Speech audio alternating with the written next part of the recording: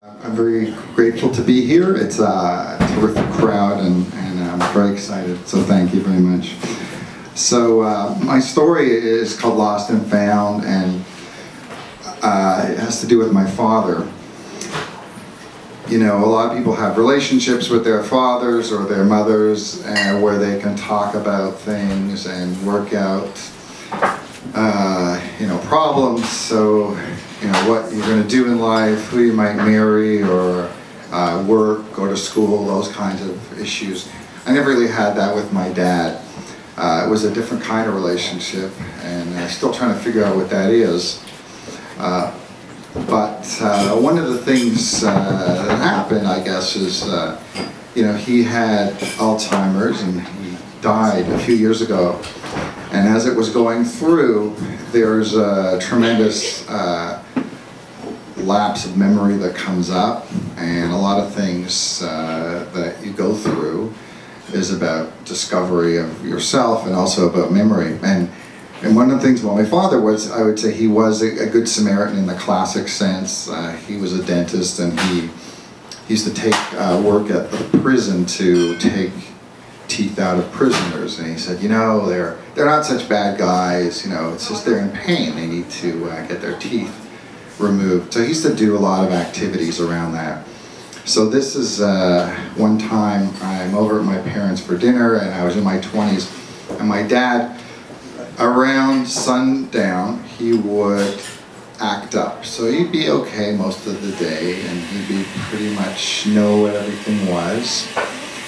And then around the end of dinner, or towards dinner ending, he would all of a sudden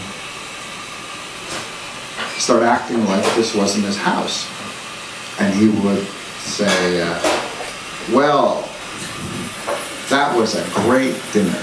Thank you so much for preparing dinner, but I have to get home to my wife. And my mother would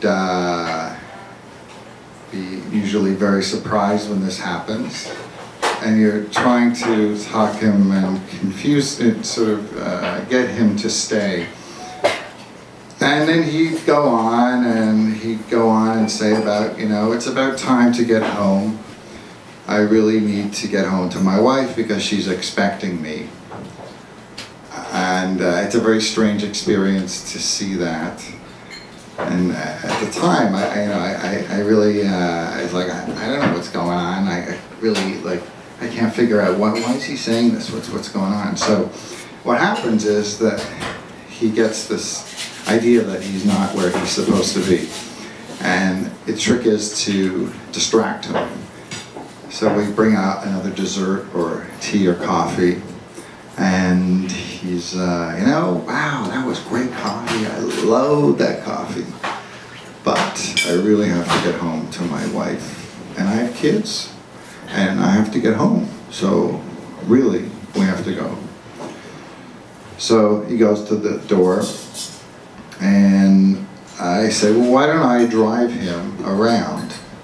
And probably he'll get tired and forget where he is. And then I'll take him back home. So we get in the car, and I start driving him around the block, and he says, hey, what do you drive me around the block for?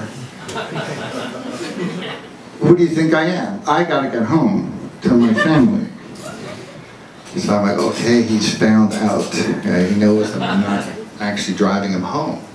Where that is, I don't know yet.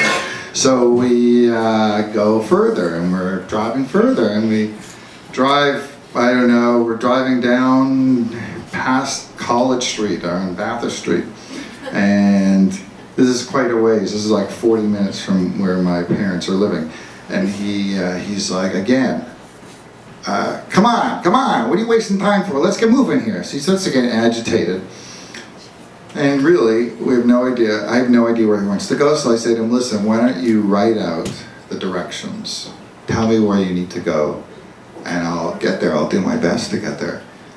So I give him a piece of paper, and he's starting to write things out.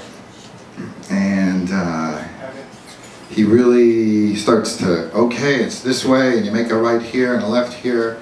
Then after a while, he clearly has no idea where he's going. So he starts to get more agitated, and I say, okay, well, there's a donut shop. Why don't we pull in and sit down? We'll have a coffee, we'll have a donut, and then we'll get you home. So we pull into a donut shop, and he's completely out of it. Like, he really has no clue where he is. And I'm just in kind of holding, you know, emergency mode. Like, I have no sense of any feelings at this point. Like, I don't know what, am I just like, okay, I just want to get this guy home already. I don't know what's going on. So we sit down, and as I go in, he goes into the donut shop. And there's a car, but these like 4 frat guys, and they're like, woo! They just pull in, and they're like, hey, where's Montreal, man? Where's Montreal? We're ready to party. So I say, you know what? I got to help these guys. So I tell my dad, just kind of sit and wait, and I'm going to help them because they're really lost.